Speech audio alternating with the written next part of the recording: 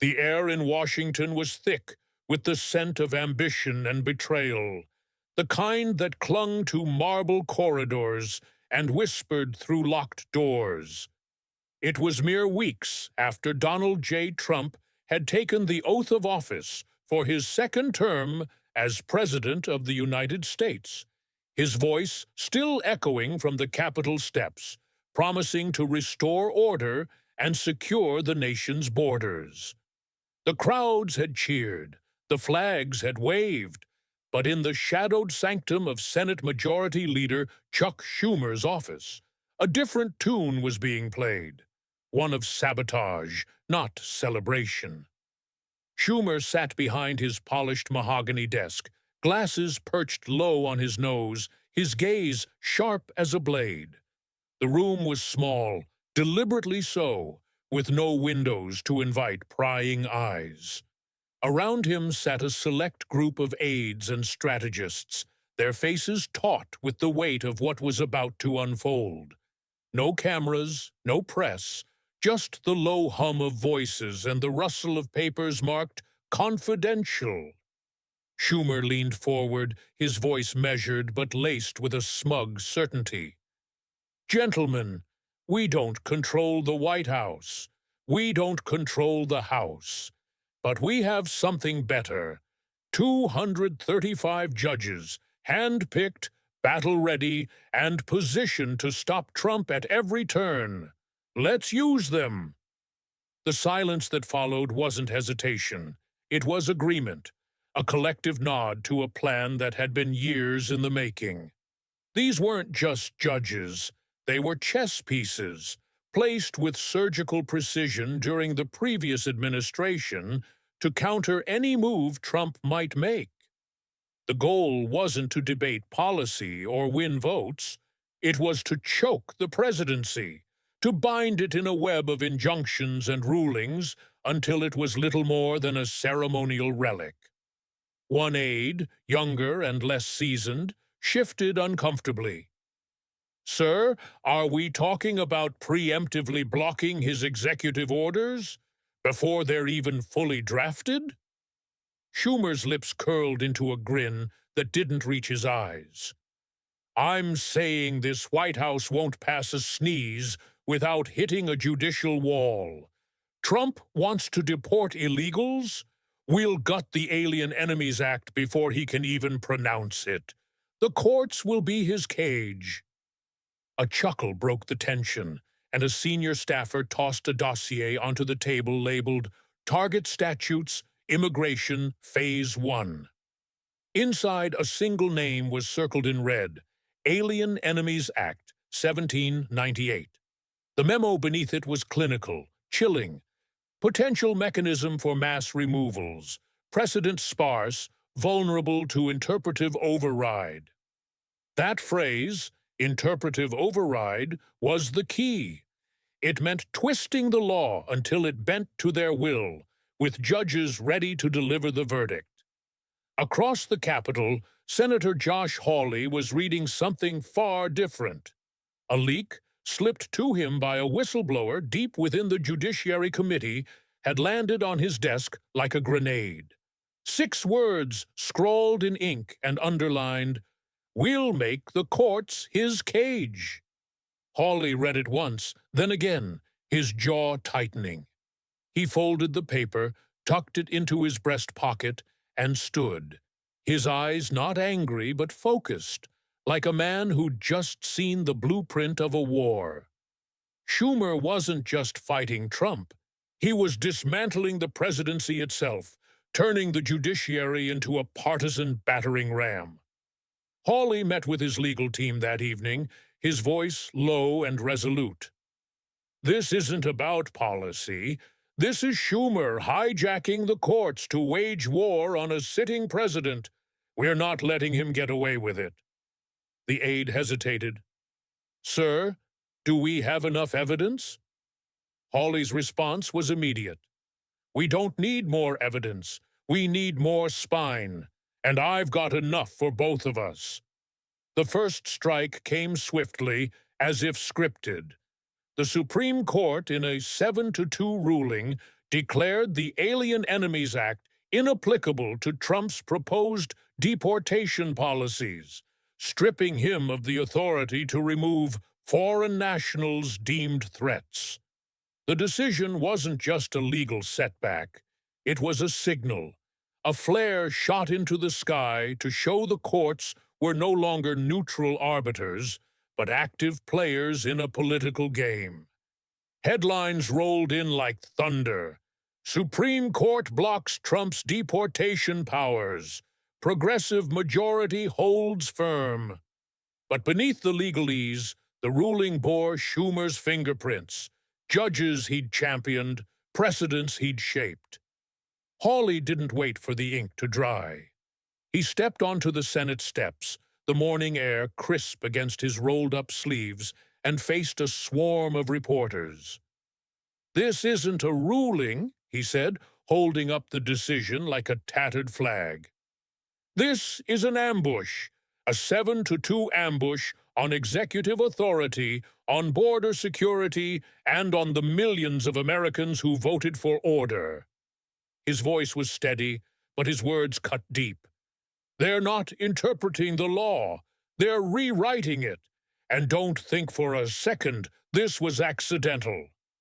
He paused, letting the silence stretch, then delivered the line that would echo across the nation. "This isn't a court anymore. It's a political battlefield in robes. And Chuck Schumer loaded the chamber." The press erupted, cameras flashing, phones buzzing with live transcripts. But Hawley wasn't done. He pointed to the ruling's dissent, penned by Justice Clarence Thomas, whose words were as sharp as they were rare. "The judiciary's role is not to nullify national defense when the law is clear. This decision undermines the executive's core function." Justice Samuel Alito echoed him, measured but unyielding.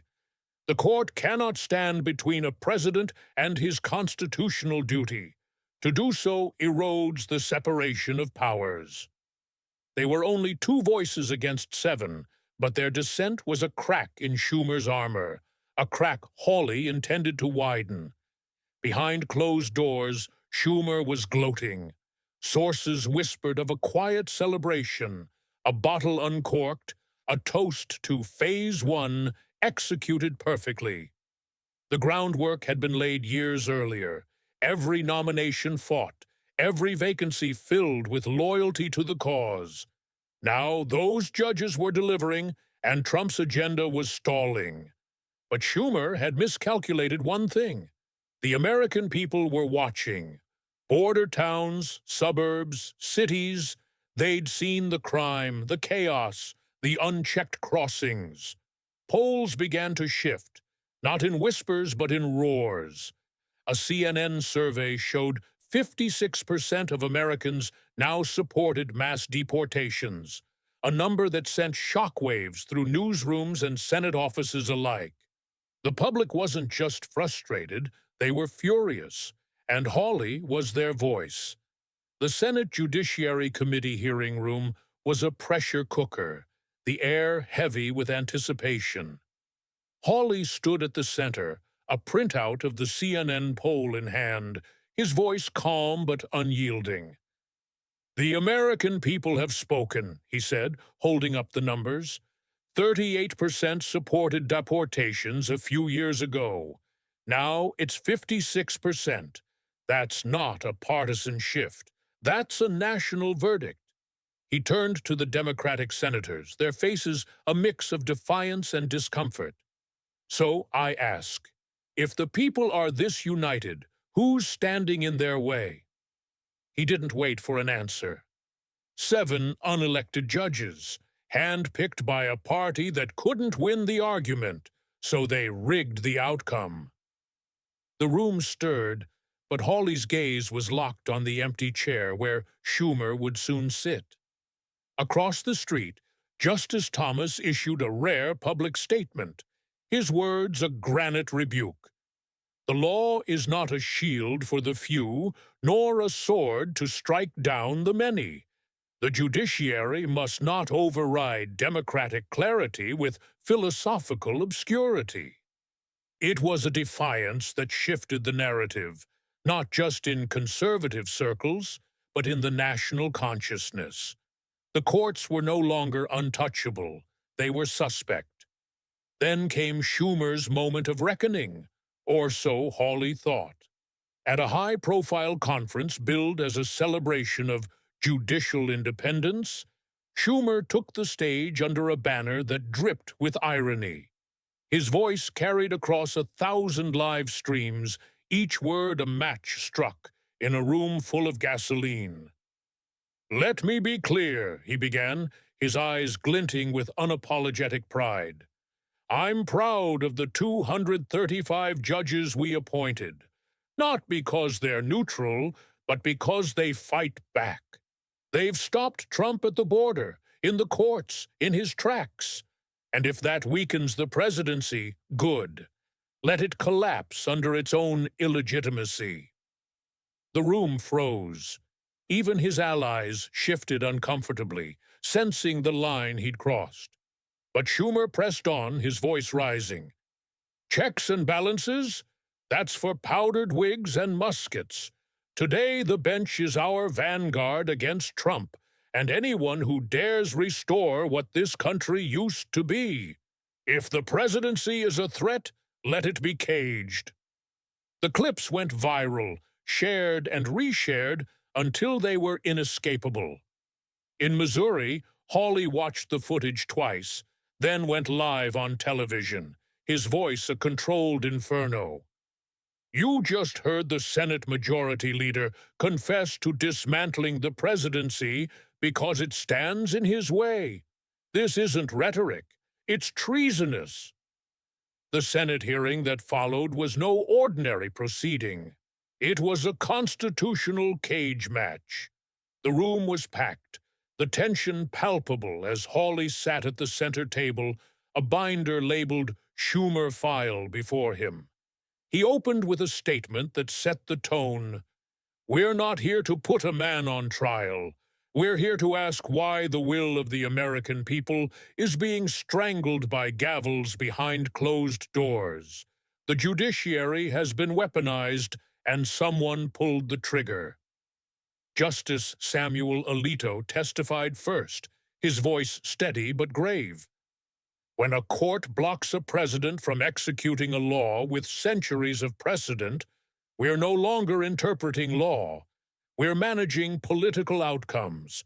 And when those outcomes favor one ideology, the question is, who's writing our decisions?" Justice Clarence Thomas followed, his presence commanding silence. "The Constitution didn't create courts to obstruct presidents. It created them to keep each branch in its lane. Today we see not judicial modesty, but ambition. And ambition, once awakened, takes." Then came Schumer, unbowed and unrepentant. He took the microphone with a smile that chilled the room. "I'm not here to backtrack," he said, leaning forward. "I'm proud of every judge we appointed, every ruling that stopped Trump. We're not in Hamilton's world anymore. We're in a world of rage farms and a president who tried to dismantle justice with a tweet. We didn't weaponize the judiciary, we reclaimed it. If that undermines executive power, let it burn." He turned to Hawley, his voice dropping to a whisper. "I'm not sorry, Senator. I'm rewriting the Constitution." Hawley rose, his response not loud but lethal. "You are not the Senate Majority Leader. That title died when you declared war on the presidency. You took the courts, our last line of neutral judgment, and turned them into a strike force aimed at a man you couldn't beat at the ballot box. This isn't strategy, this is sabotage." He pointed to a screen displaying Schumer's words. "I'm rewriting it." "This," Hawley said, "is a criminal conspiracy against the balance of power." The chairwoman, Senator Marcia Blackburn, lifted her gavel.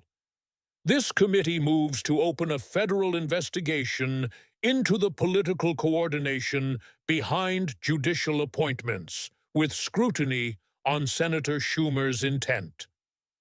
The gavel fell, and the room held its breath. Schumer's system was exposed, the public awakened. The fight for the republic was far from over, but for the first time, the light was shining on the truth.